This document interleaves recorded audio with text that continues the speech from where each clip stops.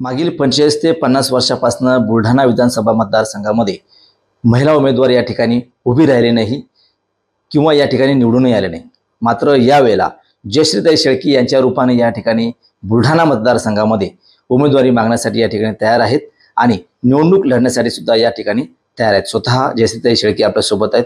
ताई, तुमचं स्वागत आहे TV9 मध्ये। धन्यवाद। काय सांगाल, तुम्ही यावेळेला महाविकास आघाडीकडून या ठिकाणी तयारी करताय, मतदारामध्ये फिरताय, कशा पद्धतीने तुमची मोर्चेबांधणी सुरू आहे? सगळ्यात पहिल्यांदा आपणच उल्लेख केलात की जवळपास 57 वर्षांपासून बुलढाणा विधानसभा मतदारसंघामध्ये महिलेला उमेदवारी मिळालेली नाही आणि सुरुवातीला भारतीय राष्ट्रीय काँग्रेस पक्षाच्या माध्यमातूनच इंदिराबाई कोटमकर यांना उमेदवारी देण्यात आलेली होती। त्या या ठिकाणी आमदार होत्या। 1967ला सुमनताई शिवाजीराव पाटील ह्या या मतदारसंघाच्या आमदार राहिलेल्या आहेत। त्यांनाही भारतीय राष्ट्रीय काँग्रेसने उमेदवारी दिलेली होती आणि मधला जो काळ आहे तो जवळपास 57 वर्षांचा काळ उलटलाय। अद्यापपर्यंत या मतदारसंघामध्ये कुठल्याही पक्षाने महिलेला उमेदवारी दिलेली नाही। मी महाविकास आघाडीकडनं बुलढाणा विधानसभा मतदारसंघासाठी उमेदवारी मागते, पण महिला म्हणूनच मी मागत नाही, तर इलेक्टिव्ह मेरिटच्या आधारावर माझ्या उमेदवारीचा विचार पक्षाने केला पाहिजे, महाविकास आघाडीने केला पाहिजे, ही माझी मागणी आहे।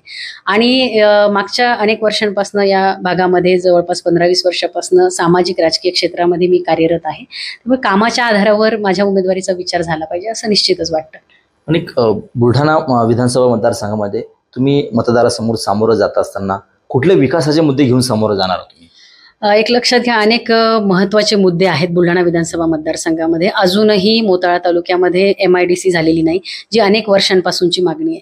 सातत्याने आम्ही शेतकरी बांधवांच्या प्रश्नावर बोलतोय, त्याच्याबद्दल प्रश्न मांडतोय, आंदोलनं करतोय, परंतु अद्यापही शेतकऱ्यांचे प्रश्न सुटलेले नाहीत आणि त्या संदर्भातही काहीतरी शाश्वत हे झालं पाहिजे। शेतकऱ्यांच्या शेतीमालावर प्रक्रिया उद्योग उभे झाले पाहिजेत, ही सुद्धा एक मोठी प्रमाणामध्ये मागणी आहे आणि ते करण्यासाठी मला असं वाटतं की जोपर्यंत आपल्या हातामध्ये सत्ता येत नाही ते आपण करू शकत नाही। निश्चितच शेतमालाला भाव मिळाला पाहिजे, उत्पन्नाच्या आधारावर, उत्पन्न खर्चावर आधारित त्याला भाव मिळाला पाहिजे। आज तरुणांच्या हाताला काम नाहीये, रोजगार नाहीये, त्यांच्यासाठी कुठेतरी या ठिकाणी या भागामध्ये बुलढाणा असेल, मोताळा असेल, या परिसरामध्ये विविध उद्योग आले पाहिजेत, विविध कारखाने, फॅक्टरीज आले पाहिजेत। हाही एक महत्त्वाचा प्रश्न आहे। महिलांचा प्रामुख्याने आहे की महिलांचा सुद्धा आज मोठ्या प्रमाणात प्रश्न आहे की महिलांना स्वतः कुठेतरी काही करायचंय, स्वावलंबी व्हायचंय, सक्षम व्हायचंय। आज महिलांच्या हाताला काम नाहीये। त्या माध्यमातून आज जरी आम्ही सत्तेत नाही आहोत तरीही कुठे ना कुठेतरी दिशा बुलढाणा जिल्हा महिला बचत गट फेडरेशनच्या माध्यमातून मागील 10 वर्षापासून मी या क्षेत्रामध्ये काम करते। बचत गटाच्या माध्यमातून महिलांना कुठेतरी त्यांच्या स्वतःच्या पायावर उभं करण्याचं काम आम्ही करतोय आणि मला कल्पना आहे की 100% सगळं नाही करू शकलो तरीही काही महिलांच्या आयुष्यामध्ये निश्चितच एक चांगला बदल घडवण्याचं काम आम्ही आमच्या कामाच्या माध्यमातून केलंय। बुलढाणा जिल्हा हा राष्ट्रमाता राजमाता जिजाऊ यांच्या नावाने ओळखला जातो। कुठेतरी महिला उमेदवारांना या ठिकाणी डावलं जातं नेहमीप्रमाणे, यावेळेस डावलू नये यासाठी तुमचा काही प्रयत्न असणार आहे? अगदी बरोबर आहे की जिजाऊंचा जिल्हा आहे, मातृतीर्थ जिल्हा आहे आणि केवळ मातृतीर्थ जिल्हाच नाही तर पहिल्या स्त्रीवादी लेखिका ताराबाई शिंदेंचं गाव तेही बुलढाणा आहे। त्यामुळे बुलढाण्याची एक वेगळी ओळख आहे आणि त्यामुळे निश्चितच असं वाटतंय की बुलढाण्यातील प्रत्येक महिला ही खूप सक्षम आहे, खूप हुशार आहे आणि खूप कर्तृत्ववान आहे। कुठेतरी जोपर्यंत संधी मिळणार नाही तोपर्यंत आपलं कर्तृत्व ही महिला सिद्ध करू शकत नाही। मलाही निश्चितच वाटतंय की आजवर बुलढाणा विधानसभा मतदारसंघामध्ये मी स्वतः सुद्धा मागील 2 टर्मपासून या ठिकाणी या मतदारसंघामध्ये उमेदवारी मागते, पण यावेळी निश्चितच विश्वास आहे की नक्कीच माझ्या उमेदवारीचा विचार हा महाविकास आघाडीकडनं केला जाईल। बुलढाण्याचे आमदार जे आहेत विद्यमान संजय गायकवाड हे शिंदे गटाचे आहेत। मोठा गवगवा करतायत, झंझावात करतायत की आम्ही ही विकास कामे केली, ती विकास कामे केली। काय वाटतं तुम्हाला, विकास कामं झाली बुलढाणा मतदारसंघामध्ये? मोठ्या निधीचा आकडा सांगून विकास कामं केल्याचा आव आणला जातो या बुलढाणा विधानसभा मतदारसंघामध्ये। मी आधी सांगितलं तसं अजूनही MIDC नाहीये, अजूनही अनेक प्रश्न प्रलंबित आहेत।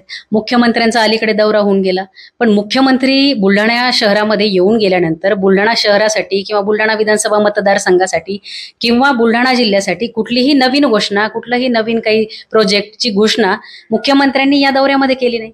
फक्त लाडक्या बहिणीचा त्या ठिकाणी त्या योजनेचा एक मेळावा घ्यायचा आणि महिलांची मतं गोळा करण्यासाठी ते राजकीय फायदा करून घ्यायचा, एवढंच आहे। आजही मुख्यमंत्री या जिल्ह्यातून येऊन जाऊन म्हणजे त्यांच्या दौऱ्यानंतरचे फार तर 10-12 दिवस झाले असतील। या 10-12 दिवसामध्ये आपण जर माहिती घेतली तर अजूनही प्रथम सत्राची परीक्षा आली आहे तोंडावर, पण अजूनही जिल्हा परिषदेच्या शाळांमध्ये, नगरपालिकेच्या शाळांमध्ये मुलांना गणवेश नाही. अजूनही घरकुल योजनेचे फक्त पहिले 15,000चा एक हप्ता लोकांना मिळालाय. अद्यापपर्यंत बाकीचे पैसे मिळालेले नाहीत. आजही श्रावण बाळ योजनेचे पैसे अनेकांचे प्रलंबित आहेत. पीक विम्याचे रक्कम अजूनही बुलढाणा जिल्ह्यातल्या अनेक शेतकऱ्यांच्या खात्यामध्ये अद्यापही रक्कम जमा झालेली नाही. नुकसान, अलीकडे अतिवृष्टी झाली, त्याच्यामध्ये प्रचंड नुकसान झालं शेतकऱ्यांचं. बुलढाणा विधानसभा मतदारसंघासह जिल्ह्यातल्या अनेक शेतकऱ्यांच्या खात्यामध्ये अद्यापही पीक विम्याची रक्कम जमा झालेली नाही. खूप मोठी यादी आहे. केवळ विकासाच्या गप्पा करायच्या, केवळ मोठा आकडा वाढवून सांगायचा की इतके कोटी, हजारो कोटी. त्या हजारो कोटींच्या आडमध्ये या मतदारसंघामध्ये किती मोठ्या प्रमाणात भ्रष्टाचार झाला याचं जर मला असं वाटतं की ऑडिट केलं तर आपले सगळ्यांचे डोळे पांढरे होतील, एवढा मोठा तो आकडा राहील. विद्यमान आमदार हे सत्तेमध्ये आहेत. हे असताना तुम्ही महाविकास आघाडीकडून या ठिकाणी उमेदवारी मागताय. आमदार सत्तेमध्ये असताना मुख्यमंत्री येतात, उपमुख्यमंत्री येतात. निवडणूक काळात सुद्धा त्यांची उमेदवारी सध्या या ठिकाणी मानल्या जाते. निवडणूक काळात सुद्धा अनेक मंत्री येतील प्रचारासाठी.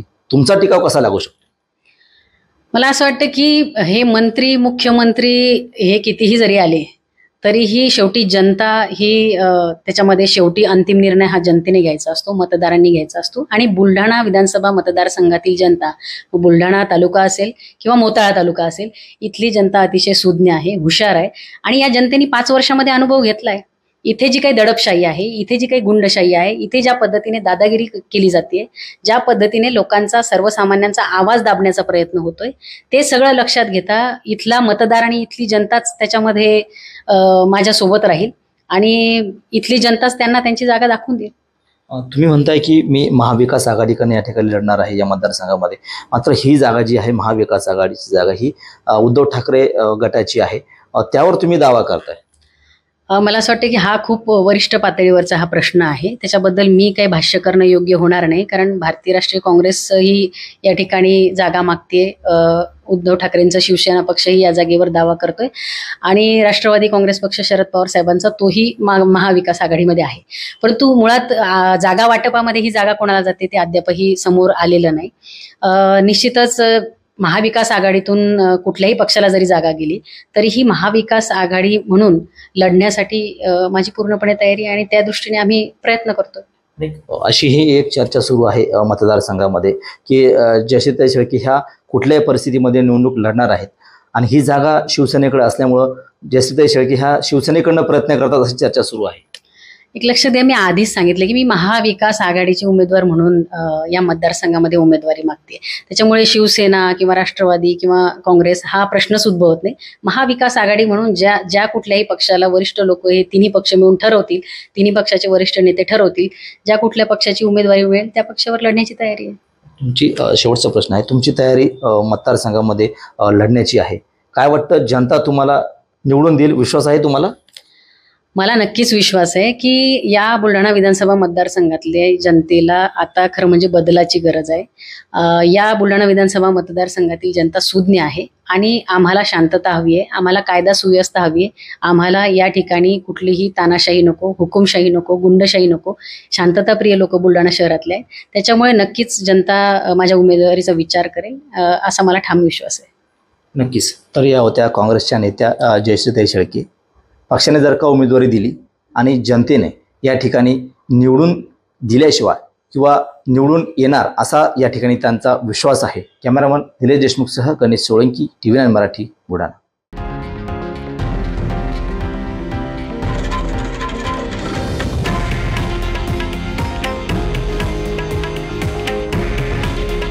हे आहे देशातील नंबर 1 न्यूज नेटवर्क आणि आपण पाहत आहात TV9 मराठी. काळजी तुमची, हित महाराष्ट्राचं.